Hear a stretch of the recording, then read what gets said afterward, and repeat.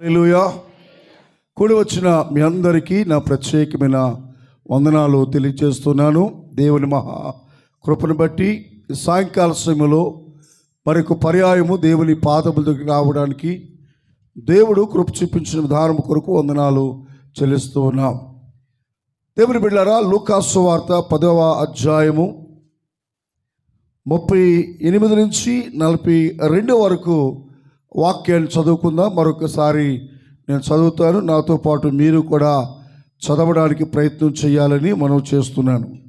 అంతటా వారు ప్రయాణమైపోవచ్చుండగా ఆయన ఒక గ్రామములో ప్రవేశించెను. మార్తా అను ఒక స్త్రీ ఆయనను తన ఇంట చేర్చుకొనెను. ఆమెకు మరియా అను సహోదరి ఉండేను. ఈమె యేసు పాదముల యొద్ద కూర్చుండి ఆయన బోధ వినుచుండెను. మార్తా విస్తారమైన పని పెట్టుకొనుట చేత తొందరపడి ఆయన యొద్దకు వచ్చి, ప్రభువా, నేను ఒంటరిగా పని చేయుటకు నా సహోదరి నన్ను విడిచి పెట్టినందున నీకు చింత లేదా? నాకు సహాయము చేయమని ఆమెతో చెప్పుమనేను. అందుకు ప్రభువు, మార్తా, మార్తా, నీవు అనేకమైన పనులను గూర్చి విచారము కలిగి తొందరపడుచున్నావు, కానీ అవసరమైనది ఒక్కటే. మరియా ఉత్తమమైన దానిని ఏర్పరచుకొనెను. అది ఆమె యొద్ద నుండి తీసివేయబడదని ఆమెతో చెప్పెను. దేవుడు తన పరిశుద్ధ వాక్యము మన వినికిడిలో దీవించునుగాక. దేవుని బిడ్డలారా, కొన్ని విషయాలు రాత్రి మనం విన్నాం. యేసుక్రీస్తు ప్రభువారు ప్రయాణమై వెళ్ళిపోతూ ఉన్నప్పుడు బేత్నియా గ్రామం వచ్చినప్పుడు మార్తా, మరియా, లాజరు వారు యేసు ప్రభువుని వారు తమ ఇంటికి చేర్చుకున్నట్లుగా మనము దేవుని వాక్యలో చూచాం. ఇంటిలోకి చేర్చుకున్నది ఎవరు? మార్తా. యేసు ప్రభు దగ్గర కూర్చున్నది ఎవరు? మరియా. చూడండి, మార్తా ఎంతో ఆసక్తిగా యేసు ప్రభువుని ఇంటిలోనికి చేర్చుకుంది. చూసారా? మార్తా ఎంతో ఆసక్తిగా ఇంటిలోకి చేర్చుకుంది. దేవుని బిడ్డలారా, ఈ చిన్న కుటుంబము యేసుక్రీస్తు ప్రభువుని ప్రేమించిన కుటుంబము. హల్లెలూయా. ఏ కుటుంబం అండి? యేసుక్రీస్తు ప్రభువుని ప్రేమించిన కుటుంబం. చాలా కుటుంబాలు మనం చూస్తూ ఉన్నాం, కానీ యేసు ప్రభువారు 3.5 సంవత్సరాలు కూడా ఆయన అనేక ప్రాంతాలు తిరిగారు, అనేక గ్రామాలు తిరిగారు, అనేక పట్టణాలు తిరిగారు. ఏ పట్టణములో వారు కానీ, ఏ గ్రామములో ఉన్నవారు కానీ, ఏ ప్రదేశములో ఉన్నవారు కానీ యేసుక్రీస్తు ప్రభువుని ఇంటిలోనికి ఆహ్వానించినట్లుగా మనము చూడం. ఒక జక్కయ్య ఇంటికి రమ్మని ఆహ్వానించాడు. ఈ లాజరు, మార్తా, మరియలు యేసు ప్రభుని ఇంటికి రమ్మని ఆహ్వానించారు. దేవుని బిడ్డలారా, ఇక్కడ 2 స్త్రీలను మనం జ్ఞాపకం చేసుకుంటున్నాం. ఒకరు మార్తా అయితే రెండవ వారు మరియా. దేవుని బిడ్డలారా, మార్తకు కష్టపడే స్వభావం ఉంది, ప్రయాసపడే స్వభావం ఉన్నది. రాత్రి చెప్పారు కదా, కొన్నిసార్లు కూర్చుని కబురు చెప్పేవాడు కొంతమంది ఉంటారు, కొన్నిసార్లు కష్టపడి పనిచేసేవాళ్ళు కొంతమంది ఉంటారు. యేసుక్రీస్తు ప్రభుని పిలిచినప్పుడు వారికి భోజనాలు ఏర్పాటు చేయటంలో, వారికి ఆతిథ్యం ఇవ్వడంలో, వారిని ప్రేమించడంలో మార్త ఏ లోటు లేకుండా ఉండాలనే ఉద్దేశంతో చక్కని భోజనాలు ఏర్పాటు చేయడం కొరకు ఆమె పనులు పెట్టుకున్నట్లుగా మనం చూస్తూ ఉన్నాం. దేవుని బిడ్డలారా, యేసు ప్రభువుకి భోజనాలు ముఖ్యమా, ఆత్మల రక్షణ ముఖ్యమా? ఉదాహరణకి ఒక మాట నేను చెప్తాను. యాకోబు బావి దగ్గర యేసుక్రీస్తు ప్రభువారు కూర్చున్నాడు. యేసు ప్రభు శిష్యులు ఆకలిగా ఉందని చెప్పి ఊళ్ళోకి వెళ్ళారు. ఏం తేవాలని? రొట్టెలు కొనుక్కుని తేవాలని ఊళ్ళోకి వెళ్ళారు. యేసు ప్రభువారు ఒక్కరే బావి దగ్గర కూర్చున్నారు. యేసు ప్రభువారు కూర్చున్నప్పుడు ఆ సమయానికి ఒక తల్లి కడబెత్తుకుని వచ్చింది. ఆమె పేరు రాయబడలేదు, కానీ ఆమె ఊరి పేరు మాత్రము ప్రస్తావించబడింది. ఆ ఊరి పేరు ఏమిటి? సమరయ దేశం. సమరయులు అంటే చెడ్డవారు, సమాజానికి దూరంగా ఉండేవారు, సమాజములో సరైన గుర్తింపు లేనివారు. ఎవరూ కూడా యూదులు సమరయులతో మాట్లాడకూడదు, యూదులు సమరయుల దగ్గర ఏది పుచ్చుకొనకూడదు. అది అంటువ్యాధి లాంటిదన్నమాట. అందుచేత యేసు ప్రభు వారు యాకోబు బావి దగ్గర కూర్చుంటే ఒక సమరయస్త్రీ వచ్చింది. వచ్చి నీళ్లు తోడుకుంటూ ఉన్నప్పుడు ప్రభు అంటున్నాడు, ఏమని? అమ్మా, నాకు దప్పికగా ఉంది, కొంచెం నీళ్ళు ఇస్తావా అని అడిగాడు. అప్పుడు ఆమె చెప్తున్న మాట ఏమిటంటే, అయ్యా, మీరు చూస్తే యూదుల్లా ఉన్నారు, నేను చూస్తే సమరయ స్త్రీని. మాకు మీకు చాలా వ్యత్యాసం కదా. మా గాలి మీకు తగలకూడదు, మీ గాలి మాకు తగలకూడదు. మేము సమాజానికి వెలివేయబడిన వారిగా ఉన్నాము కనుక మమ్మల్ని మంచిని అడుగుతున్నారు ఏంటి అని అడుగుతున్నట్లుగా ఆమె మాట్లాడింది. అప్పుడు ప్రభు చెప్పాడు, అమ్మా, మంచిదే కానీ నేను ఇచ్చే నీళ్లు నువ్వు తాగావంటే మళ్ళా నువ్వు బావి దగ్గరికి నువ్వు రావు అన్నారు. ఈమెకు చాలా ఆశ కలిగింది. అయ్యో, అలాగా అయితే చాలా రోజులు పడిచి నేను నీళ్ళకి వస్తున్నాను, మరి ఇంకెన్నడూ బావి దగ్గర రాకుండా ఉండాలంటే ఆ నీళ్ళేయో నాకు ఇస్తే బాగుంటుంది కదా అని అడిగింది. అప్పుడు ప్రభువారు చెప్పిన సమాధానం ఏంటంటే, ఆ నీళ్లు నీకు కావాలంటే నీకు కలిగిన భర్తలు తీసుకురామన్నాడు. అప్పటికే 5 భర్తలు ఉన్నారు, 6వ భర్తను కూడా మెయింటైన్ చేస్తుంది ఈవిడి. అంచేత 6 భర్తలతో కాపురం చేస్తున్న ఆమె జీవితాన్ని ఎప్పుడైతే యేసుక్రీస్తు ప్రభువారు బయట పెట్టాడో ఆమె వెంటనే ఈయన మెస్సయ్యా అని గ్రహించింది. ఎందుకంటే నాలో ఉన్న పాపాన్ని గుర్తించే వాళ్ళు మానవులు ఎవరు గుర్తించలేరు. ఏమండి, 5 మెయింటైన్ చేస్తుందంటే ఈవిడి, ఒకరికి తెలియకుండా ఒకరికి. ఇప్పుడు 6వ వాడిని కూడా మెయింటైన్ చేస్తుంది ఆవిడ. అంచేత ఈ విషయాలు నాకు తప్ప ఎవరికి తెలియవు కదా. నా విషయాలన్నీ తెలిసాయంటే ఈయన నిజంగా మెస్సయ్యా అనుకుని ఆయన అంటుంది, అయ్యా, నేను చాలా ఘోర పాపం చేస్తానండి, నా పాపాలు క్షమించండి అని చెప్పి యేసు ప్రభు దగ్గర ఆమె క్షమాపణ పొంది మారు మనసు పొంది ఆమె జీవితాన్ని నడకను మార్చుకుని సమరయ దేశానికి వెళ్ళి సమరయ దేశంలో ఉన్న ఊళ్ళో వాళ్ళందరూ కూడా ఆమెను చూసినప్పటికీ సమరయులు కూడా ఆమె ప్రవర్తన చూచి, ఆమె నడకను చూచి, ఆమె ప్రవర్తన చూచి ఈమె ఇలాగో మారటానికి కారణం ఎవరు అని అడిగి తెలుసుకున్నారు. నేను ఇలాగో మారటానికి కారణం ఎవరో తెలుసా? బావి దగ్గర మెస్సయ్య ఉన్నాడు. మనం ఎవరి కొరకైతే ఎదురు చూస్తున్నామో ఆయనే మెస్సయ్య బావి దగ్గర ఉన్నారు చెప్పగానే ఊళ్ళో వాళ్ళందరూ కూడా ఎక్కడికి వచ్చారు? బావి దగ్గరికి వచ్చారు. బావి దగ్గర నుంచి యేసు ప్రభుని సమరయ దేశానికి తీసుకువెళ్ళారు. పిల్లలు, ఈమె ఊళ్ళోకి వెళ్ళగానే యేసు ప్రభు శిష్యులు వచ్చారు. బావి దగ్గర నుంచి ఇప్పుడు ఊళ్ళోకి వెళ్ళగానే ఎవరు వచ్చారు? యేసుప్రభు శిష్యులు వచ్చారు. అయ్యా, ప్రభువా, బోధకుడా, ఇదిగో రొట్టెలు తెచ్చావు, తిను అన్నారు. అప్పుడు ఆయన అంటున్నాడు, నా ఆకలి తీరిపోయింది అన్నాడు. వీళ్ళు ఏమనుకుంటున్నారంటే ఎవరన్నా వచ్చి ఈయనకి ఏదో పెట్టేసి ఉంటారు అని అనుకుంటున్నారు. కానీ ఆయన అంటున్నాడు, నా ఆకలి ఈ లోక సంబంధమైనది కాదు, ఒక ఆత్మ రక్షింపబడితే నేను భోజనం చేసినట్లుగానే నేను భావిస్తాను అని చెప్పి ప్రభు వారికి వివరించినట్లుగా మనం చూస్తూ ఉన్నాం.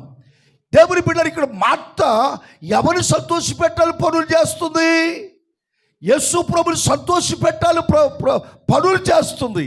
కానీ పిల్లరా, పనుల కంటే ఒక వ్యక్తికి ప్రాముఖ్యమైనది ఏది తెలుసా? దేవుని వాక్యం. హల్లెలూయా. ఏది? దేవుని వాక్యం.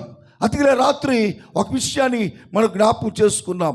మార్త పనుల ఒత్తిడి వలన, పనులు చేయటం వలన ఆమె తన సహోదరి మీద నిందలు వేస్తున్నట్లుగా, అవమానపరుస్తున్నట్లుగా, దూషించినట్లుగా మనం చూస్తున్నాం.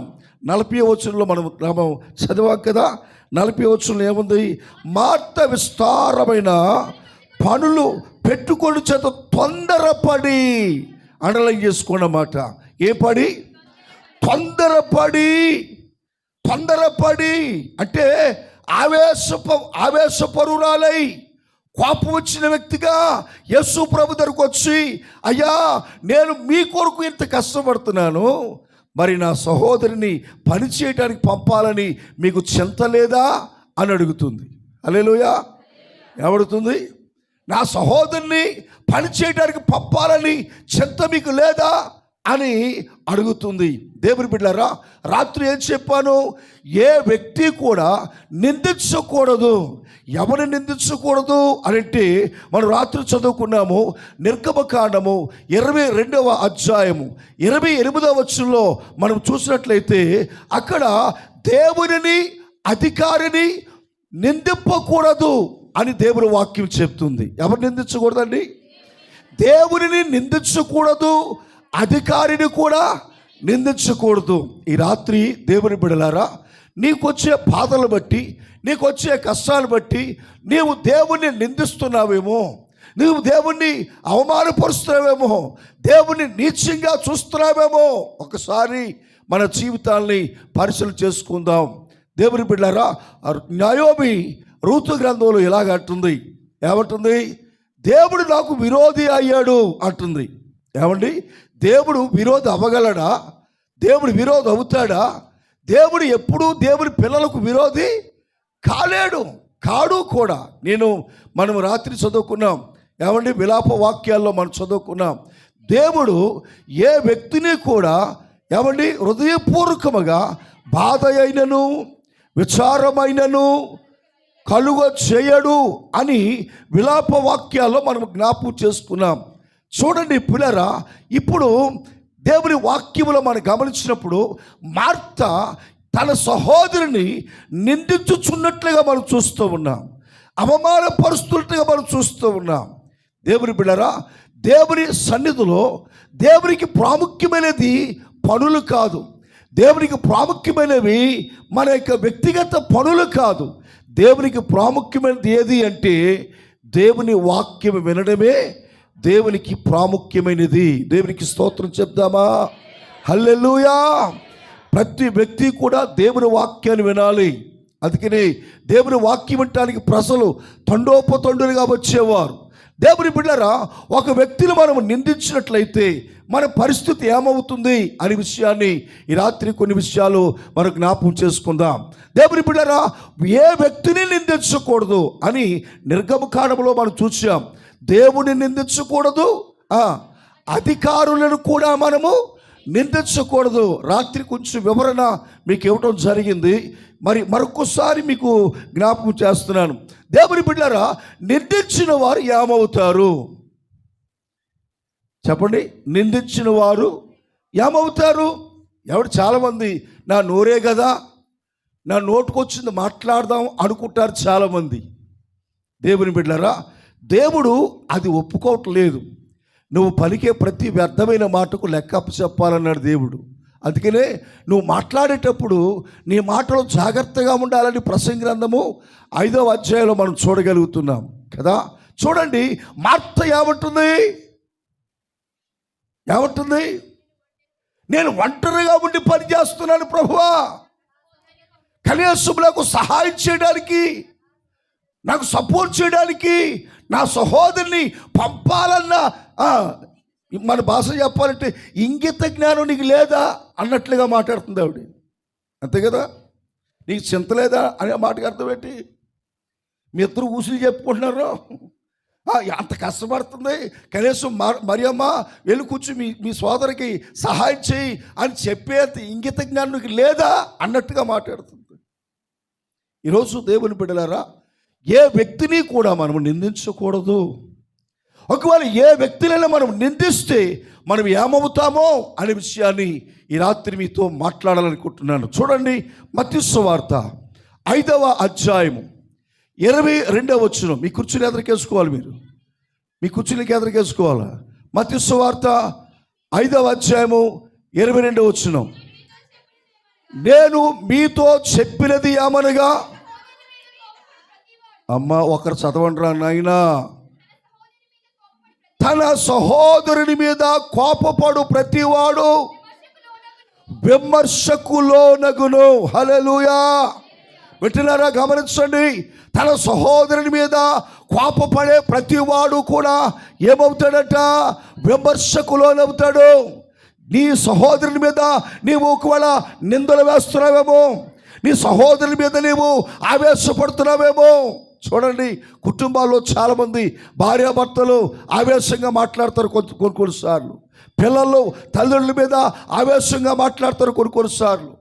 ఇంట్లో తోటికోడళ్ళు ఒకరికొకరు ఆవేశంగా మాట్లాడుకుంటారు కొన్నిసార్లు. దేవుని బిడ్డలారా, వాక్యం ఏం చెప్తుందంటే, నీ సహోదరుని మీద కోపపడే ప్రతి వాడు కూడా విమర్శకు లోనవుతాడట. ఎప్పుడు? తీర్పు దినాన్ని దేవుడు విమర్శిస్తాడు. తీర్పు దినాన్ని దేవుడు విమర్శిస్తాడు. ఈరోజు దేవుని బిడ్డలారా, యెరూషలేము పట్టణం గురించి దేవుడు బాధపడుతున్నాడు. యెరూషలేమా, యెరూషలేమా, ఎన్నో మారులు నేను నిన్ను కాపాడుతూ వచ్చాను. నేను నిన్ను కాపాడినట్లు సొదొమ గొమొర్రా పట్టణాన్ని కాపాడినట్లయితే వాళ్ళు మారు మనసు పొందుదురు, వాడు పశ్చాత్తాపపడుదురు అని సొదొమ పట్టణం గురించి ప్రభు వారు జ్ఞాపకం చేస్తున్నాడు. ఈరోజు దేవుని బిడ్డరా, దేవుని వాక్యం చదువుతున్న నీవు, ఉపవాసం ఉండి మందిరానికి వస్తున్న నీవు, వాక్యాలు చదువుతున్న నీవు, నీ తోటి వారిని విమర్శించడము అది దేవునికి ఇష్టము లేని పని. నేను రాత్రి చెప్పాను, ఏ వ్యక్తిని కూడా మనం విమర్శించకూడదు. ఎందుకో తెలుసా? ప్రతి మనిషి కూడా దేవుని పోలికలో చేయబడ్డాడు. హల్లెలూయా. వింటున్నారా? ప్రతి మనిషి కూడా దేవుని పోలికలో చేయబడ్డాడు. ఏ వ్యక్తిని కూడా గుర్తు పుణ్యాన్ని విమర్శించకూడదు. ఒకవేళ తప్పు చేసినా విమర్శించకూడదు. ఒకవేళ నేను బాధ పెట్టినా విమర్శించకూడదు. ఎందుకో తెలుసా? పగ తీర్చుకునే పని దేవునిది, పగ తీర్చుకునే పని నీది కాదు. హల్లెలూయా. నిద్రపోయిన దేవుని స్తోత్రం చెప్పండి. హల్లెలూయా. అక్కడక్కడ ఉన్నాయి కలుపు మొక్కలు. దేవుని బిడ్డను గమనించండి, దేవుని వాక్యమే చెప్తుందంటే, ఎవరైతే విమర్శకు లోనవుతారో, ఎవరైతే నిందిస్తూ ఉంటారో, అవమానపరుస్తూ ఉంటారో, తన సహోదరుని ద్వేషిస్తూ ఉంటారో, వారు విమర్శకు లోనవుతారు. రెండవది చూద్దాం. చూడండి, మొదటి కొరింథీయులకు రాసిన పత్రిక 6వ అధ్యాయం 10వ వచనాన్ని చదువుదాం. చూడండి, మొదటి కొరింథీయులకు రాసిన పత్రిక 6వ అధ్యాయము 10వ వచనం. దొంగలైనను, లోపులైనను, త్రాగుబోతులైనను, దూషకులైనను, దోచుకొనువారైనను దేవుని రాజ్యములకు వారసులు కానేరరు. హల్లెలూయా. వినండి దేవుని బిడ్డలారా, ఇక్కడ దొంగలు అనే విషయాన్ని మనం జ్ఞాపకం చేసుకుంటున్నాం. ఎవరు దొంగలు చెప్పండి? పూలెత్తుకుపోయేవారు దొంగోళ్ళ? మామిడికాయ సీజన్ కాబట్టి ఇంటి పక్క వాళ్ళు మామిడికాయలు కోసేవాళ్ళు దొంగోళ్ళ, గోరింతాకు చెట్లు ఆకులు కోసుకునేవాళ్ళు దొంగోళ్ళ, లేదా ఆరబెట్టిన బట్టలు ఎత్తుకుపోయేవాళ్ళు దొంగోళ్ళ? ఎవరు దొంగోళ్ళు? మలాకి గ్రంథంలో దేవుని వాక్యం ఏం చెప్తుందో తెలుసా? మీరందరూ కూడా నా యొద్ద దొంగిలించుచున్నారు అన్నాడు. ఏమన్నాడండి? నా యొద్ద దొంగిలించుచున్నారు. అప్పుడు ప్రజలు అంటున్నారు, ఏ విషయంలో మేము దొంగతనం చేశామండి అని అడిగారు. అప్పుడు వాళ్ళు అడిగిన ప్రశ్నకు ప్రభు చెప్పిన సమాధానం ఏమిటి చూడండి. మలాకి గ్రంథము 3వ అధ్యాయము చెప్పు 8వ వచనం. మానవుడు దేవుని యొద్ద దొంగిలినా, అయితే మీరు నా యొద్ద దొంగిలితిరి. దేని విషయంలో మేము నీ యొద్ద దొంగితిలమని అందరూ మీరు 10వ భాగమును ప్రతిష్టార్పణములను ఇయ్యక దొంగిలితిరి. హల్లెలూయా. దేవుని బిడ్డలారా, ఎవరు దొంగోళ్ళు? మొన్న బీద విధవరాలు గురించి చెప్పాను. కానుక వేరు, దశమ భాగము వేరు. దశమ భాగం అనేది ఆజ్ఞ, తప్పకుండా నువ్వు దశమ భాగం తీయాలి. కానీ కానుక అనేది ఆజ్ఞ కాదు, ఇష్టపూర్వకంగా ఇచ్చేది. మీకు అర్థమవుతుందా?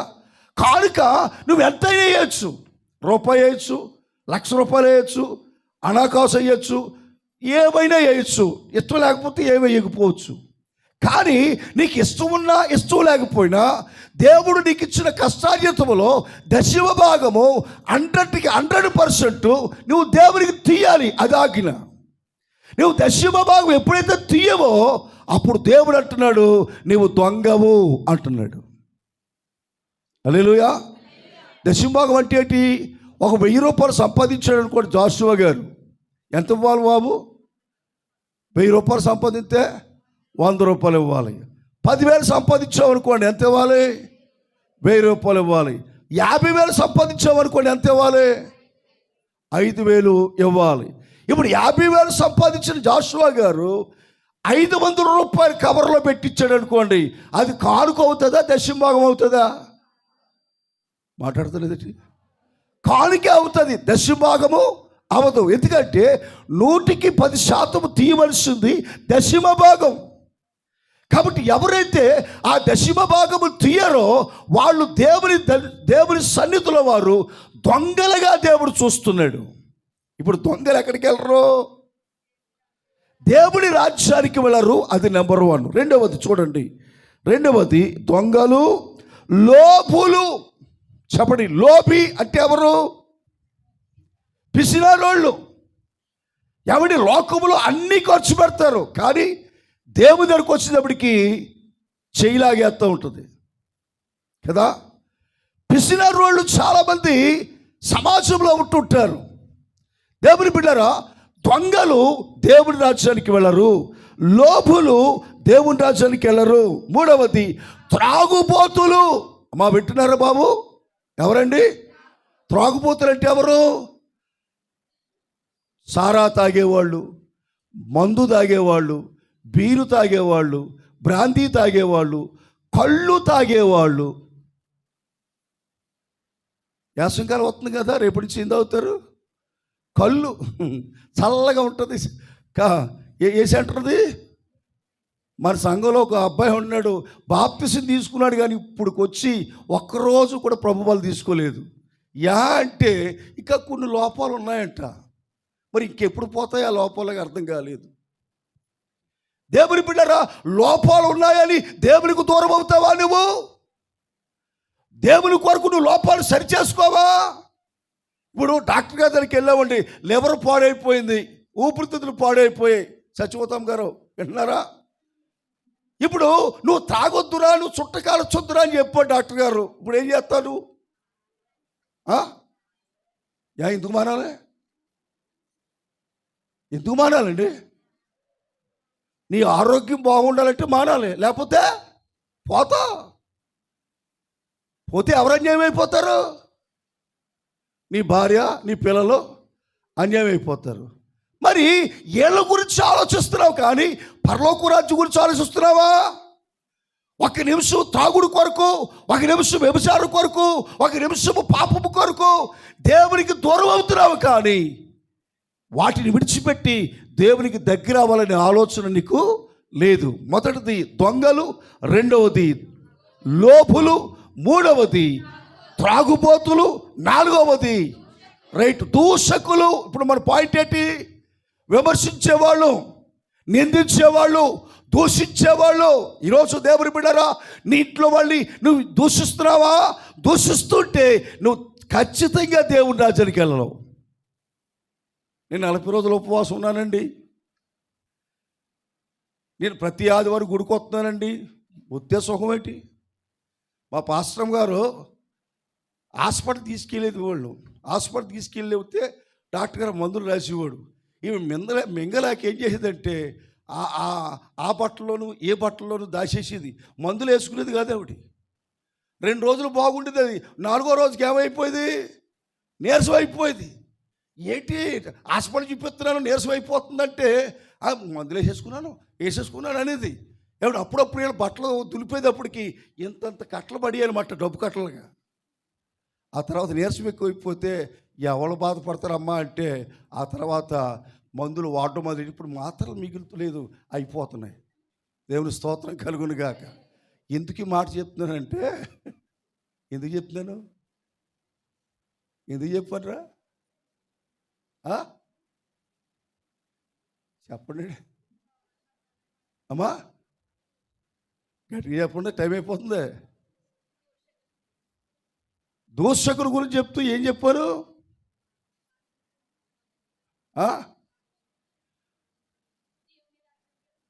దేవుని రాజ్యానికి అంటే మానుకుంటే దూషణ అంటే ఇప్పుడు వీళ్ళని మనం దూషిస్తూ ఉంటాం, ద్వేషిస్తూ ఉంటాం. ఎవరిని ద్వేషించినా, ఎవరిని దూషించినా, నేను పాస్టర్ గారు దూషించినా, ఆవిడ నన్ను దూషించినా నేను వెళ్ళను, ఆవిడే వెళ్ళదు. దేవుడు చూడ ఎంత ఖచ్చితంగా చెప్తున్నాడు. అందుకనే దేవుని బిడ్డలారా, ఎవరిని కూడా మనం దూషించడానికి ప్రయత్నం చేయకూడదు. అందుకని యేసుప్రభువు వారు దూషించాడా? అందుకని మాదిరి చూపించాడు. దూషింపబడి బదులు దూషింపలేదు కనుక దూషకులు, తర్వాత దోచుకునేవారు. చెప్పండి ఏంటి? దోచుకునేవారు, ఆక్రమించుకునేవారు, అన్యాయ సంపాదన చేసేవాళ్ళు దేవుని రాజ్యానికి వెళ్ళరు. హల్లెలూయా. కనుక దేవుని బిడ్డ మార్తమా, నీ నోరు జాగ్రత్తలు ప్రభువారు. నీవు దూషిస్తున్నావు. మరియా ఉత్తమమైన దాన్ని ఎన్నుకుంటే నువ్వు దానిని చులకనగా చూస్తున్నావు అన్నట్లుగా మాట్లాడుతున్నాడు. కనుక దేవుని బిడ్డరా, మనం ఏం చేయకూడదు? దూషించకూడదు. దూషిస్తే ఏమవుతామో తెలుసా? విమర్శకు లోనవుతాము. ఆ దూషిస్తే ఏమవుతామో తెలుసా? దేవుని రాజ్యానికి మనము వెళ్ళాం. దూషణ గొప్పదా, దేవుని రాజ్యం గొప్పదా? చెప్పండి. దేవుని రాజ్యం కొరకు ఏం చేయాలి? దూషించడం మానుకోలేవా? నీ కోడలు దూషించడం మానుకోలేవా? నీ భర్తను దూషించడం మానుకోలేవా? నీ తోటికోడలు దూషించడం మానుకోలేవా? నీ తమ్ముడు దూషించడం మానుకోలేవా? నీ అత్తగారిని మాంగారిని దూషించడం మానుకోలేవా? నువ్వు మానుకోకపోతే దేవుడి రాజ్యాన్ని పోగొట్టుకుంటావు. త్రాగుడు మానకపోతే దేవుడి రాజ్యాన్ని పోగొట్టుకుంటావు. దశమ భాగము దొంగిలిస్తే దేవుడి రాజ్యం పోగొట్టుకుంటావు. లోబిగా ఉంటే దేవుడి రాజ్యాన్ని పోగొట్టుకుంటావు. ఈ రాత్రి దేవుడు నీతో మాట్లాడుతున్న రీతి ఏమిటో తెలుసా? మార్తలాగా మనం ఉండకూడదు, కానీ మనం ఎలా ఉండాలి చెప్పండి? మరియలాగా ఉండాలి. హల్లెలూయా. ఈరోజు మార్త గురించి కొన్ని విషయాలు మనం జ్ఞాపకం చేసుకున్నాం. దేవుని బిడ్డలారా, నీ జీవితంలో మార్తలాగా తొందరపాటు మనం పడకూడదు. తొందరపాటు, పేతురు కూడా తొందరపాటు ఎక్కువ కదండి. పేతురు కూడా తొందరపాటు ఎక్కువ. మార్తమ్మకు కూడా ఏమెక్కువ? తొందరపాటు ఎక్కువ. ఈరోజు దేవుని బిడ్డలారా, తొందరపాటు కలిగి ఎవరిని దూషించకూడదు, తొందరపాటు కలిగి ఎవరిని విమర్శింపకూడదు. ప్రతి వ్యక్తిని కూడా మనము విమర్శించామా దేవుని విమర్శించినట్లే. కనుక విమర్శిస్తే మనం దేనికి లోనవుతామంట? విమర్శకు లోనవుతావు. దూషిస్తే నువ్వు అవమానపరిస్తే నువ్వు విమర్శకు లోనవుతావు. కనుక నీవు ఎప్పుడూ కూడా నీవు ఎవరిని కూడా దూషించడానికి, అవమానపరచడానికి నీవు తెగింపకూడదు అని దేవుని వాక్యం చెప్తుంది. రెండవది, నీవు దూషిస్తే, అవమానపరిస్తే దేవుని రాజ్యములోనికి మనము వెళ్ళలేము. చూడండి, ఆఖరిగా ఒక మాట నేను చెప్పి నేను ముగిస్తాను. చూడండి, రోమిలకు రాసిన పత్రిక